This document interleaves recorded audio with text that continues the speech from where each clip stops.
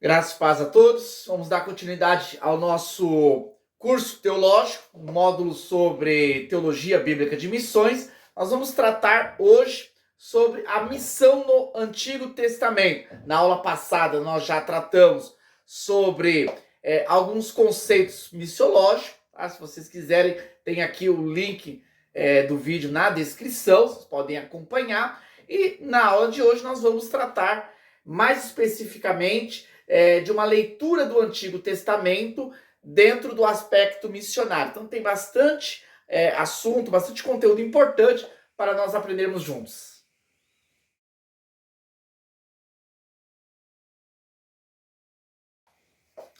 É importante entender que a Bíblia é um livro missionário. A Bíblia retrata a Missio Dei, isto é, a missão de Deus. Desde Gênesis, Apocalipse, nós vamos compreender todo o desenvolvimento da obra missionária. Como Deus atuou desde lá dos primórdios dos povos, da humanidade, assim como no seu desenvolvimento.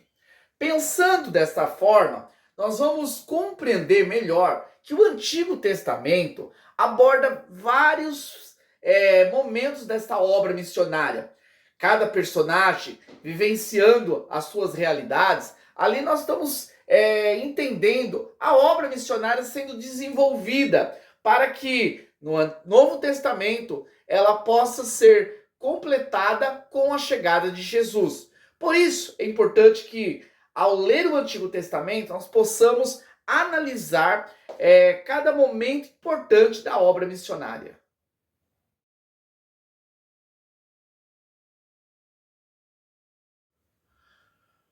Podemos entender a missão na criação. Isto mesmo, quando Gênesis fala que no princípio Deus criou os céus e a terra, ali Deus já estava executando a missão. Ao criar os céus e a terra, Deus estava estabelecendo o cenário para que a humanidade pudesse conhecer a Cristo, pudesse ser salva. Na criação, nós vamos encontrar Deus estabelecendo os limites, as capacidades, Deus estabelecendo todas as coisas. Portanto, na criação, nós vamos ver a glória de Deus, assim como diz no Salmista 19, o versículo 1. Os céus manifestam a glória de Deus e a terra, o firmamento das obras do Senhor. Então, a missão de Deus, a criação, ela revela a grandeza de Deus. Portanto, Deus, ele opera a obra missionária já na criação.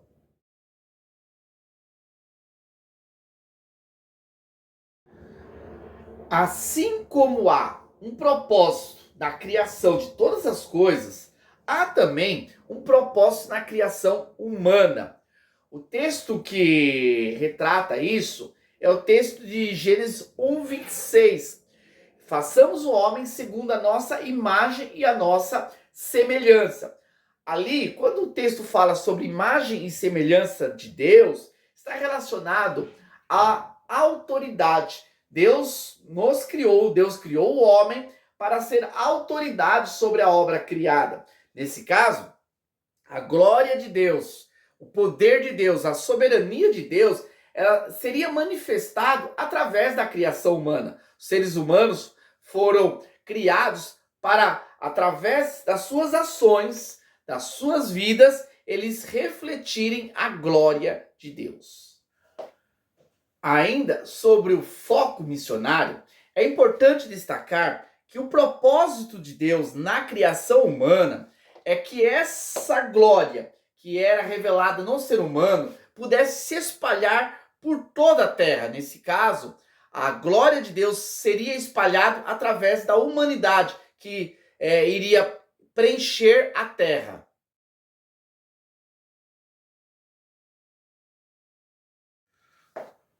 O dilúvio demonstra o fracasso humano. Ali nós estamos vendo o juízo de Deus sobre a terra, sobre a humanidade, mostrando que ao crescer, ao se espalhar sobre a terra, a humanidade, em vez de refletir a glória de Deus, passou a encher a terra de toda impunidade e pecado.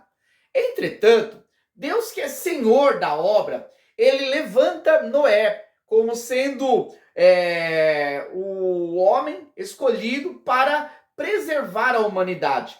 A história de Noé mostra a preservação de Deus, no qual ele separa Noé e a sua família para que a humanidade por toda não fosse destruída.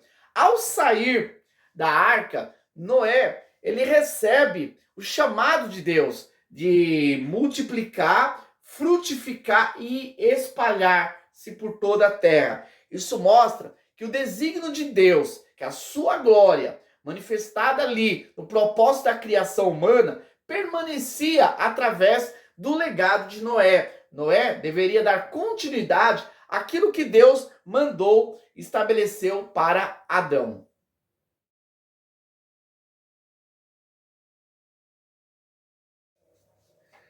A história retratada em Gênesis 11, da criação da Torre de Babel, nos traz diversas implicações relacionadas à obra missionária.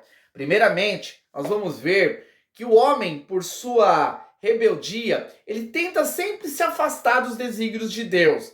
A construção da torre é uma forma de dizer não àquilo que era a vontade de Deus, que a sua glória se espalhasse por toda a terra. Eles desejam, os seres humanos ali, ficarem somente num ajuntamento ali, próximo ali à torre. Isso faz com que Deus intervenha sobre a história. Nós aprendemos aqui que a história, ela é escrita pelo Senhor. É Deus que conduz a história. Mesmo que os homens, pelo seu livre-arbítrio, quiseram ir contra a vontade de Deus, Deus interveio através da divisão de línguas. Quando Deus colocou as línguas diferentes entre eles ali, dando origem ao que nós temos hoje, essa diversidade de línguas, foi uma forma de Deus fazer com que os homens se espalhassem sobre a terra. Então hoje nós temos essa diversidade de povos e línguas. Isso veio pela iniciação ali da ação de Deus na Torre de Babel.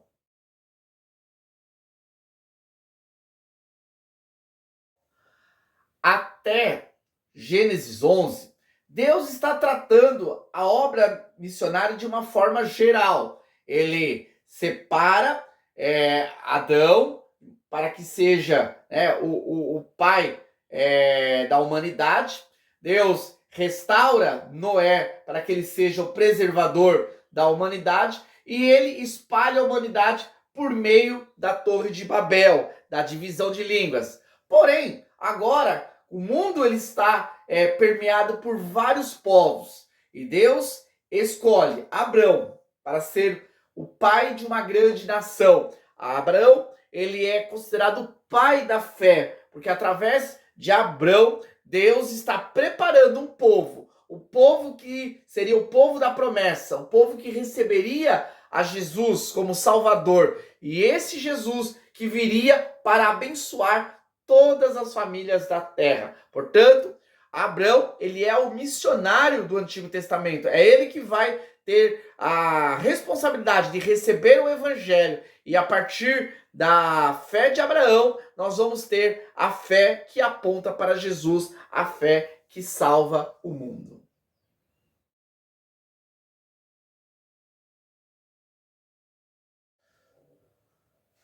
A história de Moisés, que foi instrumento de Deus para libertar o povo da escravidão do Egito, tem implicação na obra missionária. Moisés, ele foi importante para que, através da vida dele, Deus operasse para que o povo de Israel pudesse ir para o deserto e ali caminhar em busca da terra prometida. Toda a história do povo de Israel e a sua libertação do Egito aponta para uma libertação futura. Libertação essa que viria com Jesus Cristo, aquele que seria superior a Moisés e que libertaria o povo, não da escravidão dos homens, mas da escravidão do pecado. Portanto, a história de Moisés tem relação com aquilo que Deus iria fazer logo depois, passado todo um contexto de Israel e a sua peregrinação no deserto e na conquista da terra prometida.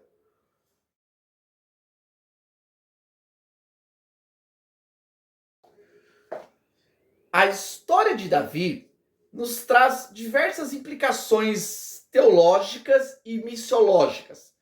Como nós estamos tratando no aspecto de missões, nós podemos entender que Davi, como rei, ele já apontava para Jesus, para o reino de Deus. Assim como Deus estava preparando Davi para ser o rei de Israel, Davi também ele simbolizava o reino eterno. Reino esse que não seria o reino da nação de Israel, mas o reino de Deus, aquele que seria inaugurado com Jesus. Quando Jesus chega e diz, é chegado a vós o reino de Deus, ali nós temos a abertura para uma nova fase da obra missionária, no qual Deus estava atraindo pessoas de várias nações para serem ali pertencentes a um único povo, o povo de Deus. E esse povo, ele é direcionado por um rei. Então, Davi é uma sombra do rei maior, o rei Jesus,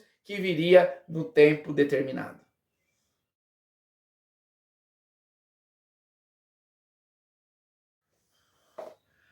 O cativeiro da Babilônia tem várias implicações com a pecaminosidade, com a desobediência, com a negligência dos judeus em relação à palavra de Deus. Entretanto, como Deus ele é Senhor sobre todas as coisas, ele conduz a história e ele faz com que algo ruim proposto pelos homens possa ser revertido em bênção. E o cativeiro da Babilônia é uma prova disso. O povo de Israel, o povo judeu, melhor dizendo, ficou cativo na Babilônia por causa da sua responsabilidade, por causa da sua negligência à voz de Deus. Entretanto, Deus ele faz com que o castigo dos judeus pudessem proporcionar bênçãos na obra missionária. Ao levar o povo ao cativeiro, Deus estava tratando esse povo. Foi lá, na Babilônia, que eles reconheceram a necessidade de propagar a fé judaica. Foi lá que eles começaram um movimento de tentar convencer os outros povos acerca das promessas dos profetas. Ali nós vamos ter já um movimento chamado movimento de proselitismo, que era uma prática de tentar convencer os outros à fé judaica. Lá também vai surgir o que vai acontecer, vai contribuir com a obra missionária, especificamente de Paulo, que é a fundação das sinagogas. Lá, o povo judeu, ele sente a necessidade de adorar a Deus. E aí eles vão criar a sinagoga, que seriam lugares públicos para que eles pudessem ler a lei e compartilhar os seus ensinos. As sinagogas vão ser extremamente importantes para a estratégia missionária de Paulo, não somente de Paulo, mas também da igreja que propagou o mundo, a mensagem do evangelho no mundo gentílico. E um terceiro aspecto importante também, além dessa mudança de postura dos judeus em relação ao compartilhar a fé, a criação das sinagogas foi um movimento chamado diáspora. Grande parte dos judeus não quiseram voltar para Jerusalém quando terminou o cativeiro da Babilônia. Eles preferiram ficar por lá e também se espalhar por outros povos. Isso foi importante para um movimento que proporcionou espalhar o conhecimento dos profetas através de judeus que foram para diversos povos. Ali, Deus usava os judeus como testemunhas. Por isso que quando Paulo vai para o mundo gentílico, já havia ali outros povos que já tinham conhecimento acerca da verdade. Por isso, esse movimento chamado diáspora, que é o movimento de se espalhar por outros povos, foi importante para que o povo não ficasse somente centralizado ali na região da Palestina. Esse é mais um vídeo do canal Semeadores da Palavra, um canal comprometido com o ensino bíblico, teológico e missionário. Portanto, quero te pedir para você nos ajudar nesse projeto. Nos ajude deixando um like aí nesse vídeo, se inscrevendo no nosso canal e também compartilhando nossos conteúdos.